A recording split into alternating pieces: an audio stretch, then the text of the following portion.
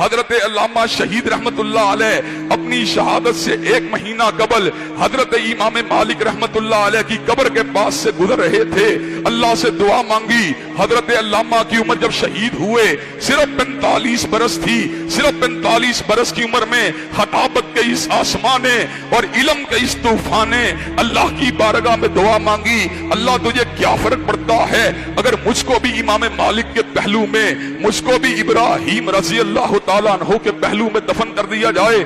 حضرات گرامی قدر، حضرت علامہ نے دعا مانگی، آنکھوں سے آنسو گرے، جنت البقیع کی وادی کے اندر آنکھوں سے آنسوؤں کو گرا کر حضرت علامہ باہر نکلے، واپس آئے، گھر ٹھہرے۔ یہ فروری کی بات ہے، مارچ کا مہینہ آیا، مارچ کے مہینے میں تقریر فرما رہے تھے۔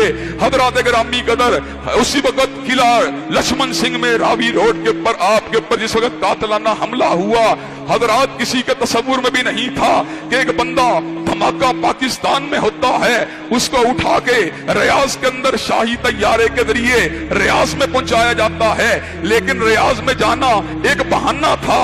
دعا حضرت علامہ کی جنت البقیع میں کی ہوئی پوری ہونے کا وقت آ چکا تھا۔ حضرات گرامی قدر، اللہ نے کیا کیا، ایک رات بھی اور ایک پورا دن بھی حضرت علامہ ملٹری ہسپتال ریاض میں زندہ نہیں رہے، ایک دن بھی پورا آپ نے زندگی کا نہیں گزارا۔ وہی علامہ جو میو ہسپتال کے بستر پر 7 دن تک موت و حیات کی جنگ کو لڑتا رہا، اس لیے کہ پاکستان میں اس کی موت کا وقت مقرر نہیں تھا۔ اس نے دعا مانگی تھی، اللہ میں مدینہ میں آنا چاہتا ہوں، اگر پاکستان میں انتقال ہو جاتا، اگر پاکستان میں موت ہو جاتی تو یہ دعا تشنا رہ جاتی، لیکن اللہ جب اپنے بندے کی سنتے ہیں اسباب کو پیدا فرما دیتے ہیں۔ طیارہ آپ کے علاج کے لیے آپ کو ریاض لے کے نہیں گیا، بلکہ طیارہ آپ کو جنت البقیع میں تدفین کے لیے ریاض کو لے کے جا رہا تھا۔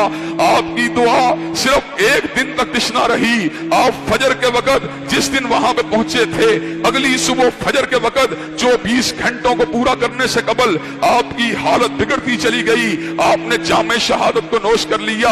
ان کے والد اور میرے دادا نے ایسے عالم میں یہ بات کہی، میں نے اپنے بیٹے کو پاکستان واپس لے کے نہیں جانا، میں نے اس کو مالک کے پہلو میں، میں نے اس کو نافع کے پہلو میں، میں نے اس کو حضرت ابراہیم کے پہلو میں، میں نے اس کو عثمان ذی النورین کے پہلو میں دفن کرنا ہے۔